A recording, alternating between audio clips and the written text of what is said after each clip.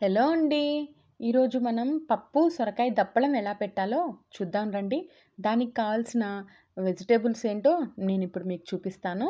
2 టమాటాలు, 2 పచ్చిమిర్చి, కొంచెం కరివేపాకు తాలింపు కోసం, 2 ఉల్లిపాయలు, చిన్నది సొరకాయ ముక్క. ఇక్కడ సొరకాయ ముక్క నేను పీల్ తీసి పెట్టేసుకున్నాను. ఇక్కడ నేను చూపించే విధానంలో సన్నగా ముక్కలుగా కట్ చేసుకోండి.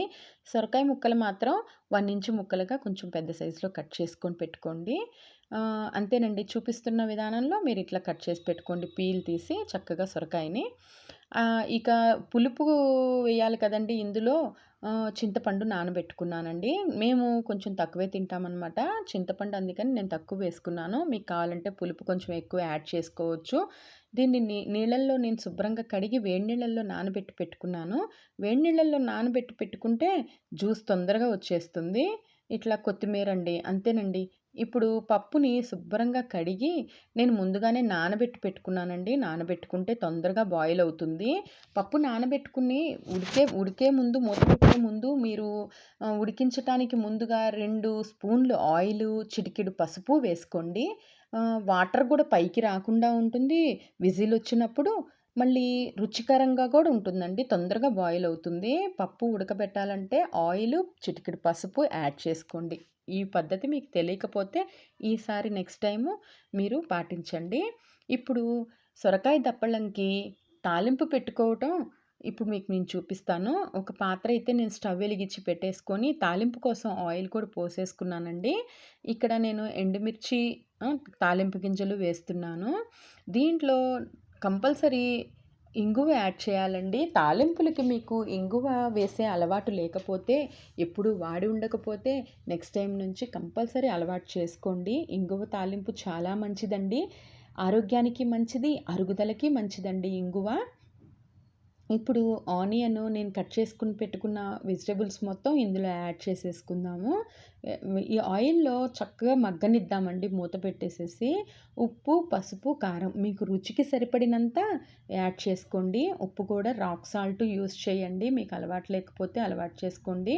బీపీ కూడా కంట్రోల్‌లో ఉంటుందండి. పెద్దవాళ్ళు ఎవరైనా ఉన్నా మనం చక్కగా ఈ రాక్ సాల్ట్, పింక్ సాల్ట్ అంటారండి. ఈ పింక్ సాల్ట్‌ని యూజ్ చేసుకోండి. ఇప్పుడు ఇట్లాగే కొంచెం రుచికి సరిపడినంత సాల్ట్ యాడ్ చేసుకుంటాను. అర టీ స్పూను పసుపు, ఈ రుచికి సరిపడినంత కారం యాడ్ చేసుకొని చక్కగా గంటెతో కలిపేసేసి మూతబెట్టి మగ్గనివ్వండి.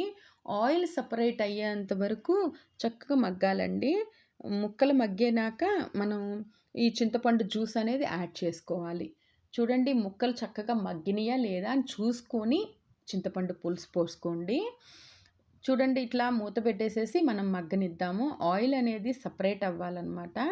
ఆయిల్ అనేది సెపరేట్ అయ్యే వరకు మగ్గనియండి. చూడండి అట్లా చూసి గంటెతో కలుపుకుంటూ ఉండండి.